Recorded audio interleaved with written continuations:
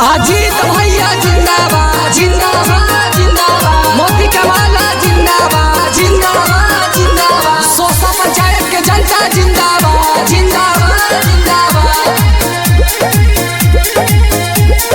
जग जाई भंगिया हो सोसा पंचायत के सगरे सगरे करी विश्वास चाचा करी है विकास गाँव नगरे नगरे।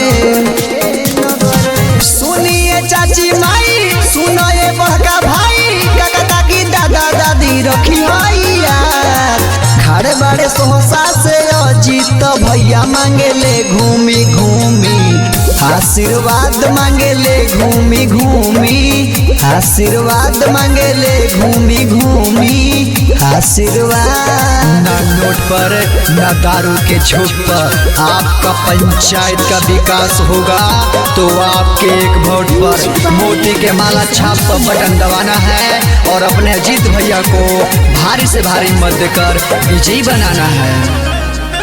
योजना के लाभ भैया सबके दिए हो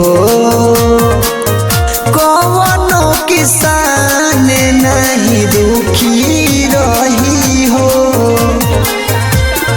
बतिया के हमर जानी भूलई हो मोती माला छाप बटन दबई हो सबके चहेता हवे नेता न बेटा हवे दादा दादी भौजी भैया रखी यार खड़े बड़े सोसा से अजीत भैया मांगेले घूमी घूमी आशीर्वाद मांगेले घूमी घूमी आशीर्वाद मांगेले घूमी घूमी आशीर्वाद। जी हाँ मेरे भाइयों बहनों, आपके ग्राम पंचायत सोसा के सुयोग्य और शिक्षित उम्मीदवार अजीत भैया जिनका क्रम संख्या 1 है तो क्रम संख्या 1 पर बटन दबाकर भारी से भारी मत देकर विजयी बनाए।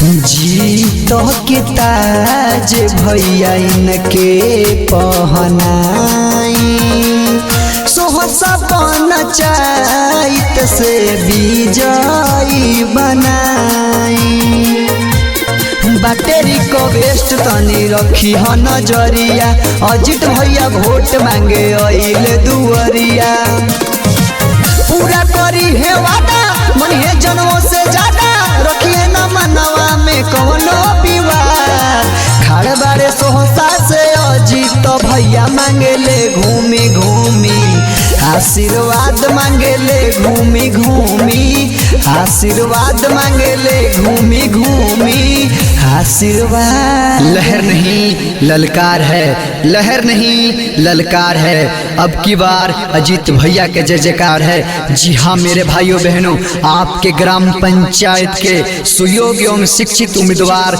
अजीत भैया, जी अजीत भैया जिनका चुनाव चिन्ह मोती के माला छाप है, जो क्रम संख्या 1 पर है तो क्रम संख्या 1 पर बटन दबाकर अपने अजीत भैया को भारी से भारी मत देकर विजयी बनाना है। अजीत भैया जिंदाबाद जिंदाबाद जिंदाबाद, मोदी के माला छाप जिंदाबाद जिंदाबाद जिंदाबाद, आपका मोहर कहाँ लगेगा मोती छाप जा रहेगा।